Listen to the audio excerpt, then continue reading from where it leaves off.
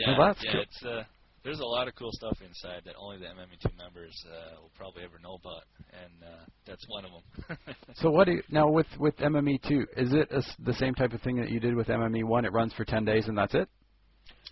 Yeah, Well, the initial sale process, yeah.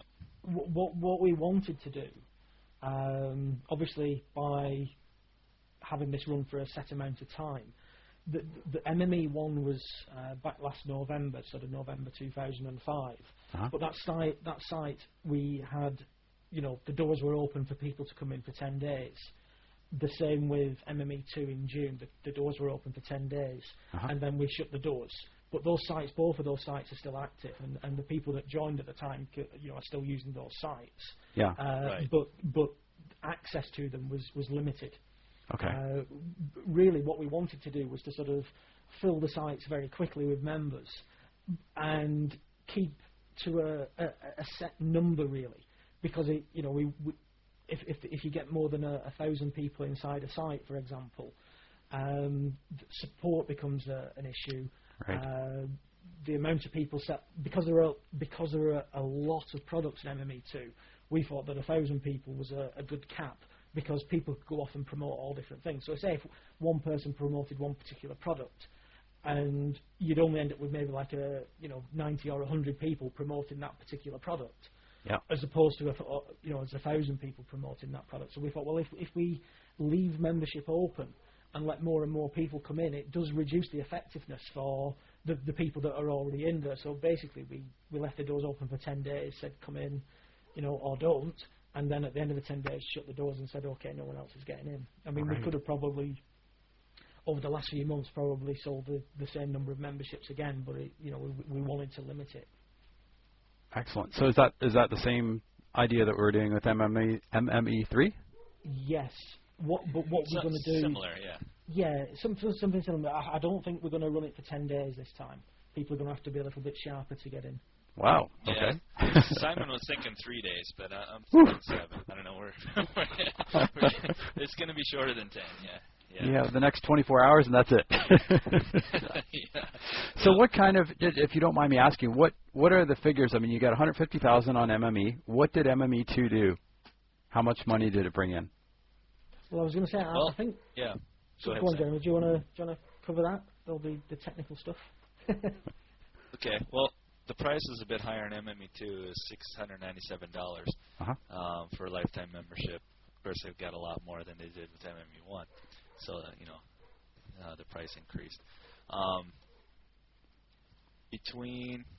So we did a lot of things that we really go into on Marketing Explosion. Find that at marketingexplosion.com. A lot of things that we did that we haven't seen a lot of people do in launches. One thing, Terry, that's kind of interesting is we did over $100,000 in our pre-launch for MME2. You made $100,000 in your pre-launch before we started. Opened, yeah. Okay, how did you do that? Well, go to marketingexplosion.com. Go to marketingexplosion.com. But in a nutshell, we did some bonuses on some big promotions throughout 2006. We did one big promotion, I think it was January 2006, where we offered people MME2 as a bonus. Now, we hadn't even created MME2 at the time. It was just in development stages. Right. That was a bonus for anybody who bought this product from us, and it was pretty high commission, so the profit margin was there, so we were able to do that. And what we wanted to do is kind of get some people in MME2 to kind of test things out for us also before we launched. And that generated, it was around $50,000 in sales, so we split that on commissions. I think it was like $25,000 in commissions, and we split that. And then we also offered, I'll be very brief on this, but I do want to tell people what we did. Is that okay, Simon? You want to talk about the pre-launch sale or not? Yeah, fine, yeah. Okay, all right. One thing we did that I think a lot of people are really missing out on is give your current customer base, give them the opportunity to buy your next product at a discount. And that's what we did. We gave our MME1 members opportunity to get MME2 at a little bit of a discount because they were qualified customers. They'd already paid $297 for this product. And we're like, well, hey, guys, you're loyal customers. You had faith in us on MME1. Well, here's your opportunity to get MME2 at a little bit less than but here's the key. You can't get in until launch day to use the products, and we really can't show you everything that's in there. So they're buying they're buying your trust. Yes. Yeah, exactly. So which I think it's important to say that I think we probably won a lot of that because we over-delivered big time on MME1. Uh-huh. So I think that's very important. I don't think it's if people don't know who you are, to basically do what we did and say we can't really tell you everything that's in here, just that it's bloody good. Yeah. Give us your money. It's not the easiest thing in the world to do, but I think because we've built up that trust and we had that prior relationship with people, which is very important, then it worked very well for us. Yeah, we did around, let's see, I think it was 40 or something, 40,000 pre-sales. No, wait a second. Yeah, I think it was 30 or 40,000 in just the pre-sales. Or was it 6? No, I'm forgetting the audio site. Yeah, that's what I was forgetting. But there's so many things going on. It's substantial. It's substantial, though. Well, that's a substantial number on a pre-launch of not even actually having a product that you're selling yet. Yeah, that's right. The product didn't theoretically exist, and we made over $100,000 with it. I mean, I think if you add, not to go into too much detail, I don't want a taxman listening to this, but basically, if you combine MME1, MME2, the audio site, which we can touch on. I mean, there's probably I think on the audio site there's probably 12,000 members plus in there, and we've hardly promoted that. But on the main paid sites, we've got sort of like 1,500 plus members, and it's in that 8-month period, it's probably just a little bit shy of $1 million. Yep. Wow. And so that's including your 12,000 members plus this other 1,500 members. Yes, but so you're looking at 15,000 members, or less than 15,000 members, that basically made you $100,000 in a pre-launch. Yes. Wow. That's phenomenal. I'm speechless. No, that is incredible. So then, how did you go about? I mean, you've got the whole package together then, and you're going. I kind of interrupted you, Jeremy. Were you? You're still going there? No, it's fine.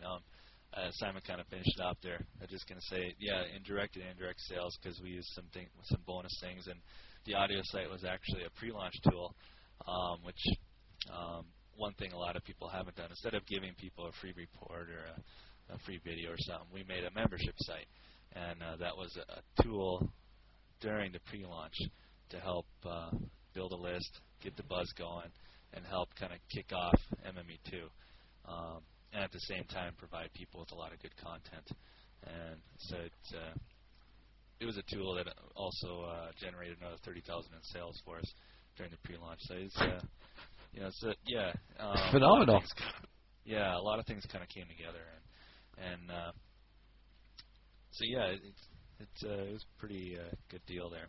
So I was just going to say, Terry, that's one of the things for people listening. The thing that is very, very powerful when you're wanting to, maybe get started building a list or promoting something, as Jeremy said, a lot of people are sort of giving away a free book or a free report or a PDF file, and there is so much free stuff out there that it loses any real effectiveness. We both feel that, and what we wanted to do something different on MME2. So as Jeremy said, we actually created an entire membership site as a pre-launch tool. Now, I know you get people that say you should do a video maybe, or you should create a pre-launch blog, or et cetera, et cetera. We actually created an entire membership site as a warmer too. And it's located at audio.marketingminute2.com. Phenomenal. I mean, that site became viral. On its own, made us $30,000, and recruited 12,000 plus people. I mean, it's still going, and it's still wicking away now. I don't think Jeremy and I sent an email to anybody about it since March, and there's still probably how many a month coming into that site, Jeremy? A couple hundred come in every month, and probably about 1,000 in sales every month, and we don't do anything. So Fantastic. It's just completely automatic. But what it did do was sort of put 11,500, 12,000 people at the time. It may have been 11,000 people back in June.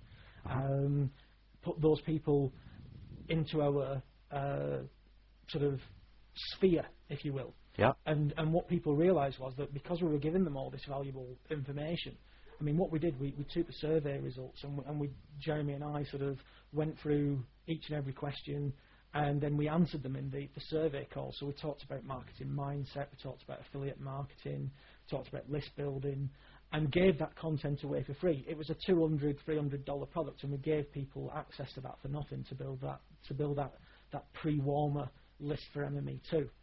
Right. Wow. So most people would have sold something like that for $200. We just gave it away, basically. You guys are probably two of the most generous people I've ever met. So how did you go about the actual marketing then? I mean, you've got obviously your list. You developed the list, and then what else? Where did you go from there? Well, we incorporated, because we had the time on MME2.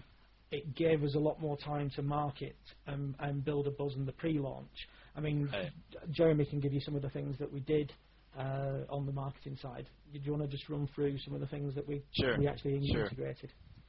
Sure. A couple things we did was we started generating JV partners about 4 or 5 months before we launched, actually. Wow. Whereas a lot of people, I mean, I get emails all the time. People, hey, I'm launching a product next week. Here's my affiliate link. Sign up. I'm like, get out of here. So, I'm like, come on. You got to give me some notice here. So I know people are busy, and we're busy, and I know everybody's busy. So we sponsored some seminars actually. We sponsored, I think it was a JV Alert seminar. We sponsored something by Joel Christopher, I think, some cruise or something, and we sponsored a few different events. So how does that work? What do you sponsor? Well, what we did was everybody who attended those seminars could see our JV page, and they could sign up as a JV partner. We figured, well, if they're going to spend $500 or $1,000 to go to a seminar, they're a qualified JV partner. They must be serious about making some money online. So we gave them a chance to sign up as our partners, and we got some good partners from those seminars. And then just our current JV partners from MME1, I sent everybody a personal email, and I was like, hey guys, we're doing MME2. Do you want in? Here's a link. We'd be happy to have you. And so a lot of, I suppose probably half or maybe 75% of the JV partners from MME1 also helped us on MME2. And then I kind of contacted some more people that maybe I hadn't talked to in a while, or maybe some new contacts I had developed over the course of time. And Simon did the same. He developed some new relationships, and we got some more people on board. And then we also got a hold of Mike Mertz, which he did a real good job as a JV broker, and he brought in a lot of good partners. And if anybody's going to do a real big launch, it's really helpful to have a JV broker involved. And he did a real good job. And I really credit a lot of our success to our JV partners. They did a lot of sales. Our top affiliate, Michael Rasmussen, he just did a phenomenal job. And it wasn't just him though. It was all of our affiliates. They just did great. I mean, we had so many people doing 4 figures. We had several people do 5-figure commission checks. It was really nice to see those big payoffs for people come back to them. And so we had enough time built up. We had enough of a buzz built up for our partners to get on board and kind of get things going for them. So, but a lot of it we did it kind of secretively. We didn't really do any big announcements until about a month before launch. A lot of it was private, the several months before that. So that was a lot of the marketing aspect. And of course our own list, we sent emails to our own list and things like that. We created all the tools for our partners to use, the email, the pre-written emails, the banners, the text links, all that stuff. But we really encouraged them to, write their own reviews. And the ones that did that, of course, they They showed on the sales results. We also had a contest. Now we see a lot of people nowadays doing contests, but when we did a contest for Market Main Event 1, not a lot of people were doing contests. And if they were, the top prize was like $1,000 or something. Yeah. So on Market Main Event 1, our top prize is $2,500 in cash. Wow. Which is a good incentive. Yeah, it was a good incentive for people to be the top affiliate. Even second place is $1,000. And that was Market Main Event 1. Market Main Event 2, the top prize was $5,000 cash. So that made it a little more incentive for people to go for that number 1 spot. The number 2 spot was $2,500. And number 3 was $1,000. Sometimes I see promotions where they're giving away these, maybe little prizes or something, or we'll give you a $25, coupon or something. It's like, come on.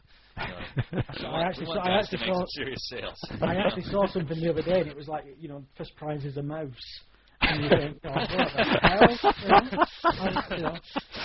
And I think for people that are running affiliate programs, you see all sorts of stuff, winner colour TV and all the rest of it. But to be honest, I think most people are attracted by the prospect of cold hard cash, and that's what we've always used.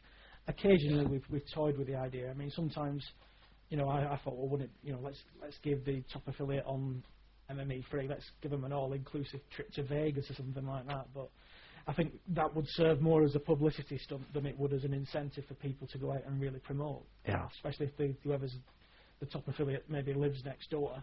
I'm sure they'd rather have $10,000 or $5,000 in cash. You can go with it one time. Yeah, so we had a real good affiliate program set up with a contest and a pre-launch buzz. So anybody who's doing any kind of a launch, those are good ideas to do. If you're going to have a contest, have it worthwhile. Make it worthwhile for people. Now, what about when you go out and go and try to contact a joint venture partner? How do you go about? Do you send them an email? Do you call them? What's kind of your pitch or your way of doing things? Quite aggressively. Yeah. Okay, use me as an example. If you were after me, for example, how would you contact me, or what would you say?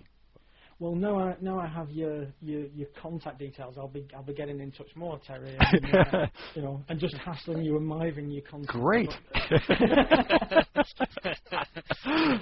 I think a big thing to it is you've got to help people first. I mean, I and Jeremy and you as well, Terry. We get JV invitations all the time. I mean, I've turned down 6 this week, and it can be up to a dozen a week, and you just haven't got the time to promote something for everybody. Yeah. And I think one of the keys to it is, I hear a lot people complain that, you can never get to JV partner with one of the well-known internet marketers, and I see that people say that a lot. Well, the thing is, and it's like, it's a club and they all promote for each other. Mm-hmm. In a way, that's a little bit true, but it's because they have a relationship with those people already. They've met those people at various seminars or they've worked together on various things in the past. And if you have that relationship with somebody where you can trust somebody in a way, because I mean, that's a big thing. If somebody, you've worked with somebody before, and you know that they're going to look after the customers well, you know that they're going to create good products for people, ultimately those products are going to sell, then it's a lot easier of a step to take to promote something for somebody. Exactly. So I would say to people that don't have those contacts, work on building those contacts. You don't need to have a product to sell to start getting into touch with people. Maybe join somebody's affiliate program and sell a lot of products for them. Or create something that complements one of their products, and all those things help develop those relationships. And then when it comes to it, when you need assistance yourself, then you can say, well, would you help me? And people feel much more at ease promoting something with you and working with you if they know who you are and what you're about. I mean, I get some crazy emails from people saying, I'll pay you 15% commission. This is a product and it's going to do X, Y, and Z, and it launches in about 3 hours' time.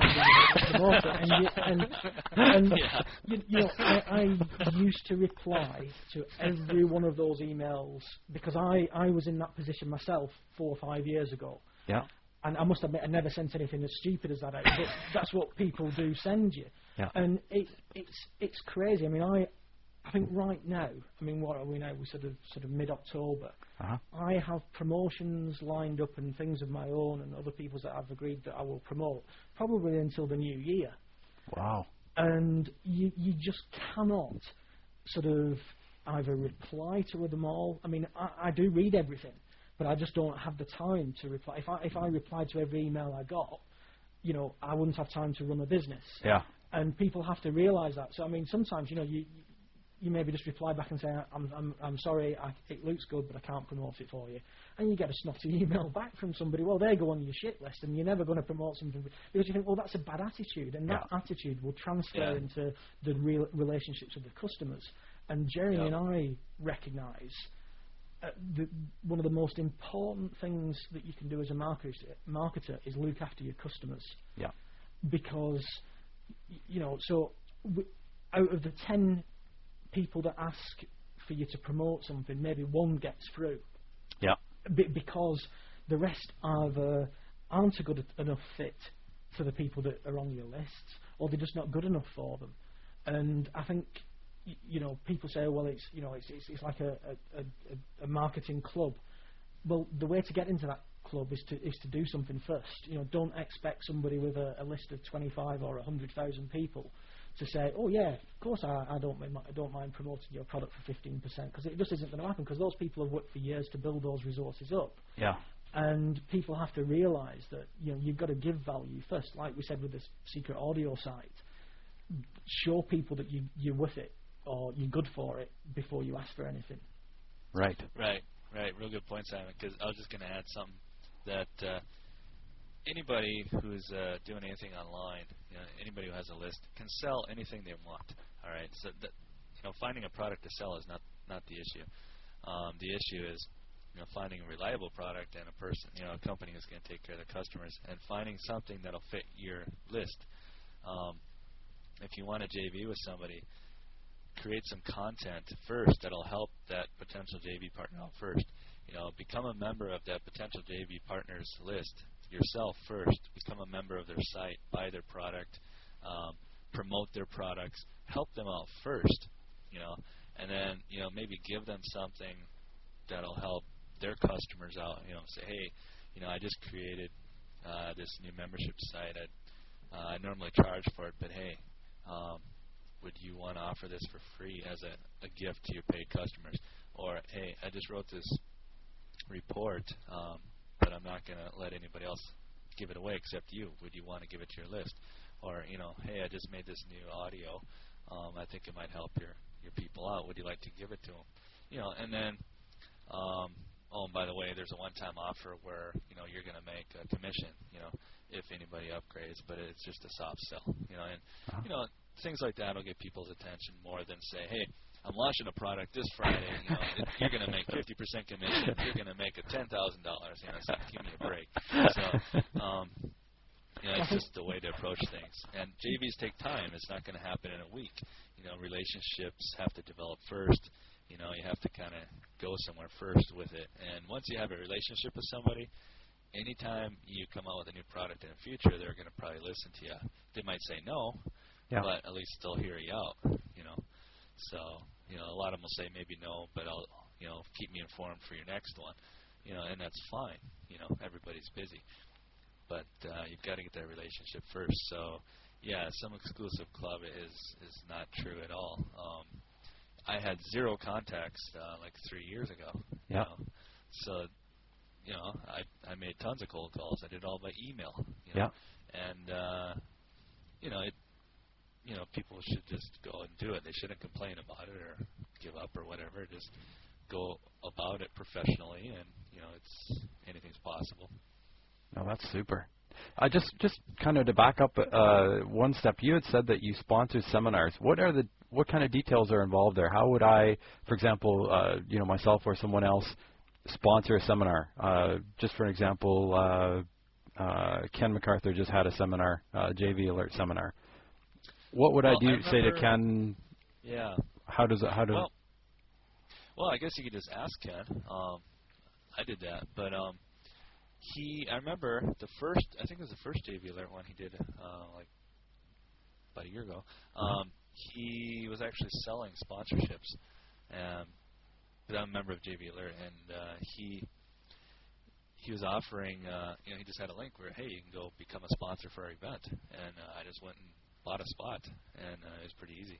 And then after that, I emailed him personally and said, hey, I bought a sponsorship for your event, and can I do this or can I do that? And asked him some questions, and we kind of emailed back and forth and got it set up how we wanted it.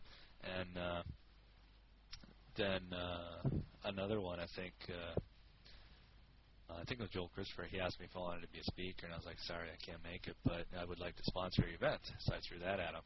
He didn't even. I don't think he even had a sponsorship, but I just offered it to him, and he's like, yeah, it sounds interesting. So you can just offer people if they're having an event, say, hey, would it be possible for me to sponsor your seminar?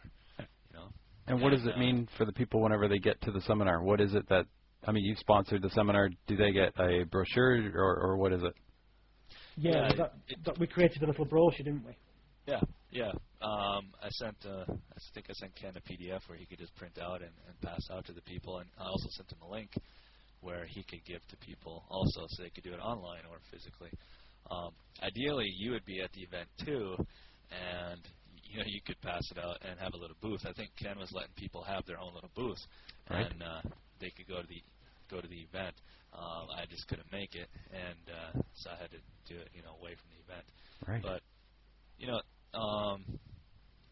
if you have a few bucks, just call, talk to what's the next big one coming? I think Armand or something. Call him up, say, hey, do you have a sponsorship available for your seminar? And if he doesn't, he doesn't. If he does, he does. It's that kind of thing. Just call people up and ask them. Really, there are a lot of different ways to go about things. Pretty much. Another incentive would be maybe a second-tier program where you say, hey, could I sponsor your event? And if I'll give you a link to use where anybody who signs up as a JV partner will be under you. You'll make a 10% override.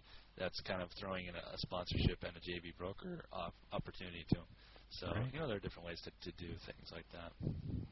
I think the big thing is, though, Terry, it's just to ask. It surprises me a lot of times. Coming from offline sales where you got nothing unless you asked, to how few people, my day as a sales manager was going seeing companies and speaking to companies on the phone, and a lot of people approach internet marketing as though it's a whole different world, and in reality it's a far easier to do that. You have email, you have Skype or MSN or on all these different things, so you've got millions of communication opportunities, and people just don't seem to take them. Yeah. Going back to the sort of the JV thing again, there isn't just 6 people in the world that you could do JVs with. There are thousands of people that you could do JVs with, and I think people sometimes think, well, if I don't get Simon or if I don't get Jeremy to help me promote this, my whole world is lost. It's just rubbish. There are 1,000 marketers out there that can help you get sales, and Yeah, exactly. Oh, that's a beautiful point, because I think a lot of the time people have the perspective, especially if they're not so experienced online, that there's just no way for them to contact you or no way to contact Jeremy, and how could they possibly talk to guys that are making $1 million a year, that kind of thing, where they don't actually realize that we're normal guys. You could talk to us on the phone, you could talk to us on Skype. It's not like we live in some ivory tower. But it's we all crap on a pot, don't we? Everybody, it's all right. People have different levels of defences around them. Some people.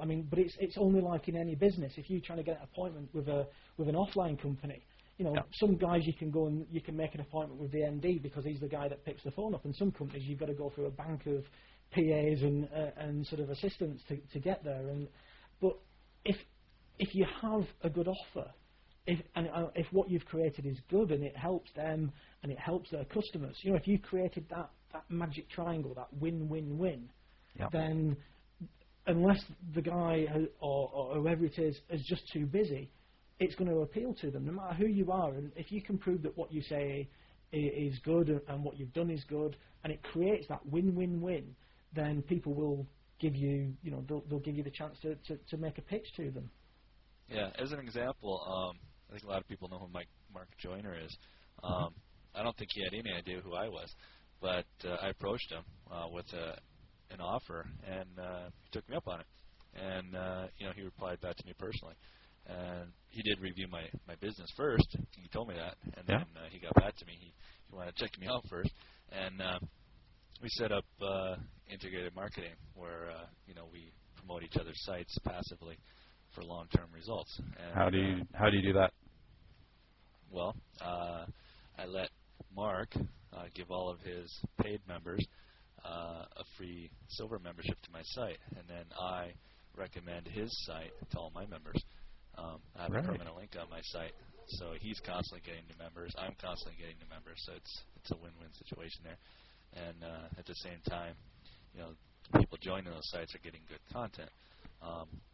I did the same thing with Mike Filsame and a few other marketers who I set up a lot of different things privately that nobody knows about. Right. Except me and the dogs. Seriously. And it's just you just got to ask people. And all they can say is no. And if they say yeah, cool. Now, Mark Joyner is a good example. How did you get in contact personally with Mark Joyner? Well, I joined his site, and I really liked it, number one. And, it was Simpleology. And I went through all the videos and the content, and I just thought it was really, really cool site. And I really wanted to offer his site to my members as well. And I was starting to build up Surefire Wealth, so I had a little bit of leverage. Not a lot, but a little bit. It's kind of still in the beginning stages for me. But I just contacted him. I think I went to his About Us homepage or something, or maybe I used his web form. I'm trying to think now. But I think I go to his assistant first, and then she kind of said, yeah, Mark reviewed your offer, he reviewed your business, and he'd like to talk to you, further discussion. I was like, cool. So, I sent him an email back, and Mark kind of emailed me back a couple times, and it was done, and he's like, okay, yeah, cool, just do this and that and blah, blah, blah. And for a long-term relationship, it worked out nice because for MME2, all I did is say, Mark, we got a pretty cool launch coming up. Can you help us out? We think we can give your members some good content on a call. So the day before Marketing Made event launched, Simon and I did a live call with Mark, and that was pretty fun. And we gave his listeners some solid content for an hour, and Mark also pulled out the winner for the free Marketing Made Event 2 membership, and it was a lot of fun, and it was good for building relationships. That's fantastic, absolutely fantastic. I think you guys have touched on really kind of the whole key of it is building that relationship, because I think a lot of people they read joint venture books and watch joint venture videos and whatnot and count it out and get in their mind that exactly like you're saying, Simon, send you a joint venture offer that's coming up in 3 hours, and from somebody who you've never heard of in your life. Well, and the other thing as well, I mean, you must get these as well. I think probably 18 months, 2 years ago, there was some software doing the rounds that basically spat out auto-generated JV proposals. Yeah. And people that use something like that aren't people that I'd want to do business with in the first place, because if somebody hasn't even got the time to write an email, what are they going to do with the people that I send them as customers? Is the customer going to get some auto-generated, I'm sorry, your account's been closed, blah, blah, blah. And you think, well, this is the start of a beautiful relationship between our two companies, and you can't be bothered to write it yourself, so trash. Yeah, I've gotten JV proposals that said, dearsurefirewealth.com. whoever you are that runs this site, you know. Yeah, exactly. Yeah, that's personal. Those get the delete button in about 1 second. So, Oh God. Yeah, No, that's wild. So what's coming up next for you guys? Is MME3 the next big product, or do you have about 30 or 40 different products before that, Simon? Well, yeah, we've a few things, but I mean the main one for us, which we launch very soon, is Marketing Explosion, which is going to give people really. I mean, we've covered a lot in this call. I mean, some of the things that we've talked about, we also cover in Marketing Explosion, and we're going to, you know, for some people probably the nitty gritty and some of the mechanics of what we did to create those sites. I mean, if you think about it, really what we did. I mean, Jeremy and I, neither of us are super rocket scientist gurus. We can do what probably 90% of the population can do, and I think people listening to what we did and how we did it could do the same, you know, or even better. You know, I mean, so we wanted to share that information with people, because we know there are a lot of people out there that, you know, that are marketing online and don't make a lot of money. So we want to give people the facts, not some strategy that hasn't been proven to work. You know, we will tell people exactly what we did. So that's going to be in Marketing Explosion. And then obviously we've got Marketing Main Event 3, which we're working on right now. We just completed another survey. You know, we followed the same pattern that we used for MME2. I think we've got probably 4,500-5,000 answers to sort of start reading through, haven't we, next week, Jeremy? Have a busy weekend here. Beautiful. You know, our coffee suppliers are sort of rubbing their hands because the share price has just gone up, I think. But that's some of the things. And we've got a couple of other big things coming up in 2007 as well. Beautiful. Well, we've covered an absolute. I don't know how to describe it. It's a huge amount of information from both you guys. Do you have any last words of advice before we wrap things up? Yeah, I think people. I mean, one of the biggest tips for me that somebody ever gave to me is find a hungry crowd and feed it, and then keep feeding it. I think that's important. So if you're going out to create a product that people want, you know, that there's a market for. Whatever it is, you know, I mean, we've talked extensively about internet marketing, but the world's a very big world, and there are a lot of interest and a lot of people that are interested in you know, internet marketing probably appeals to 1.0% of the population. So there are a lot of things that online that interest people. So people should go, you know, and look at the world around them and see where there is marketing opportunities. And then the other thing, because it's very sort of, I think it's very important for me, is go and learn how to be a good copywriter, learn how to write sales copy, because the magic you can create with a pen or a keyboard is, you know, is incredible. Phenomenal. Yeah, excellent. Yeah, definitely. If I could just add a couple things on that. Number one, you know, some people just come online and say, I want to make money. That's not a goal. You need to set your goals. Figure out what you want to do first, and if you don't know what you want to do yourself, how can anybody help you out? So, number one, you need to figure out what you want to do. You know, everybody has different strengths, weaknesses, different ways they want to go. So, find out what you like doing. Where's your passion? Where's your desire? And go with that. Then go into that field and find things that you can improve on. Find gaps in the market. Take surveys. You know, find out what people want. You know, create products and membership sites and services and things that are needed and people will pay for, you know, and, you know, build your list from day one of your business. Once you figure out what you want to do, is build your list and start building your business. And, you know, don't just create a product or something. Build a business, you know. Figure out your exit strategy, where you want to be a year from now, where you want to be 5 years from now. You know, you've got to figure things out. You know, lay it all out, and you know, stop treating, you know, your online income as just some little hobby. And I want to make it, you know, $100,000 a day. It's not going to happen. Okay? You know, get serious about it, and if you do get serious about it, set your goals, and build a business. It will happen. And always think positive. You know, your subconscious mind is always directing yourself.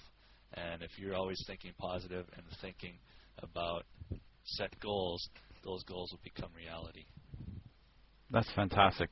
Absolutely fantastic information and advice from both you guys. I want to thank you both very, very much for taking the time to be with us today and sharing an absolute plethora of information that really gives the details of how to really start making some money online and be successful.